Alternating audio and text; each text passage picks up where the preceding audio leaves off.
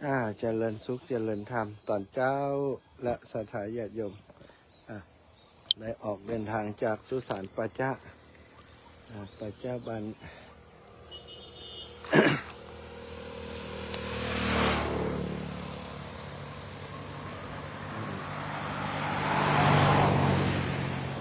สุสานบ้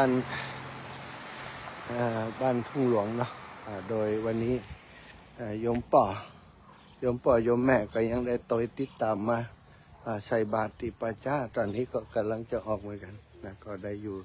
ที่สุสานปัจจะตอนนี้ก็จะเดินทาง ออกจากที่นี่ไปตังอำเภอเวียงป่อเป้าแถวนี้เปิ่นทำนาปีละ2 ครั้งอันนี้เป็นนาปลังนาปีและนาปลังเนาะนาจังเทน้ำท่าอุดมสมบูรณ์ดี นั่นใส่โลเข้า ลงสีเข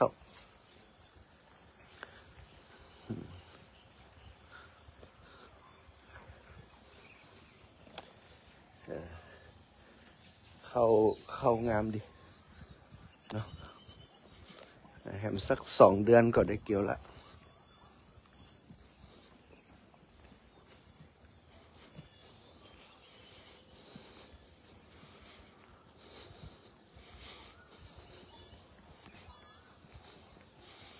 พบเกษตรกรกำลังวิทน้ำเข้านะ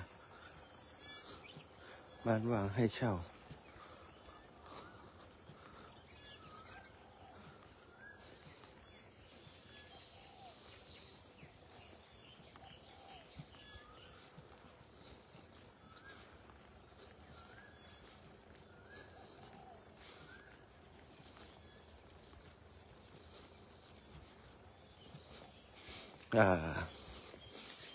เปิดปลูกถั่วลูกถั่วผักยาวปลูกถั่วผักยาวงามถั่วงามเนาะหัวไหลไปนะปลูกถั่วอันนี้เจืออย่างก็มูจัก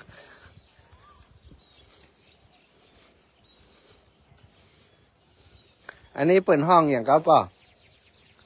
อันนี้อย่างก็กระเจี๊ยบกะเอากินนี่มันได้เนาะเขาถ่าดีน้ำถ่าสมบูรณ์เนาะปอนเนาะน้านี่ของปอนนะกะน้านี่เป็นใจครับน้าเช่าเขาอ๋อเช่าปลูกเช่าทำแหละโอ้สาธุอายุตั้งเท่าปีนี้65ครับแข็งแรงอยู่ สาธุเนอะเกษตรกรชาติดีมาก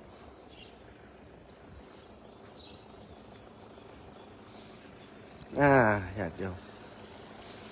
มาตั้งหลังคือรถของรถโยมปอกมาตั้งหลังโยมปอวิรัตนะเอาละศรัทธาญาติโยมทุกคนทุกท่านได้ผ่านหมู่บ้านชุมชนแล้วนะก็สำหรับไลฟ์สดวันนี้ได้ออกเดินทางแล้วนะยัง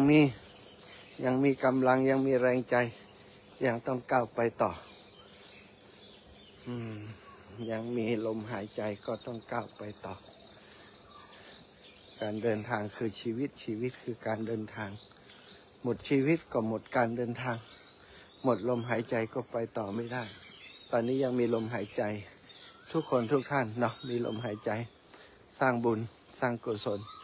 ไปต่อในการทำคุณงามความดีทุกความดีมีคุณค่าต่อชีวิตของเราถ้าเราไม่สร้างก็ไม่มีใครสร้างและทำให้กับเราอาหารผักบุ้งงามผักบุ้งยอดงามเนาะผักบุ้งเอาหนาบกับน้ำพริกลำ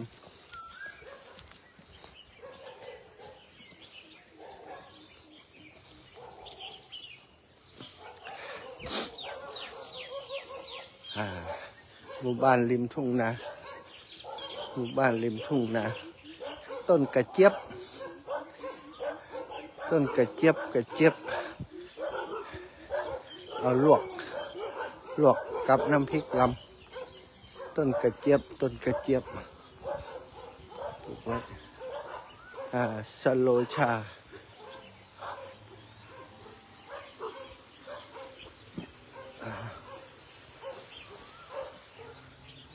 มีพริก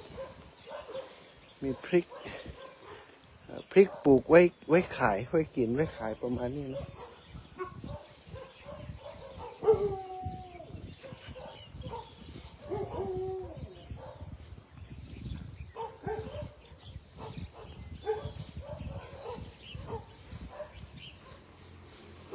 สุดลูกหูลูกตาน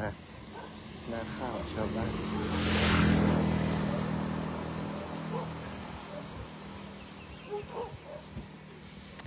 พระอาทิตย์ขึ้นแล้ว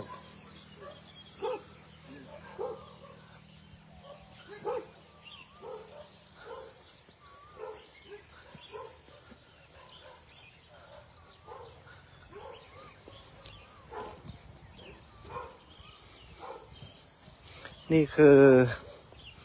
ทุ่งนาของเจ้าบ้านในอำเภอพร้าวอันนี้เรียกว่าบ้านทุ่งหลวงก็เหมาะที่ชื่อบ้านทุ่งหลวงเนาะทุ่งหลวงทุ่งกว้างใหญ่ไพศาลบ้านทุ่งห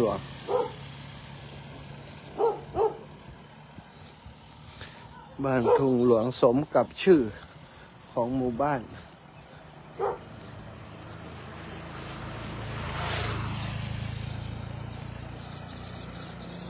น้องงัวน้องเป็นงัวมีงัวเป็นน้องอุ้ยสวยจังหุ่นดีมากอยู่กับแม่เขา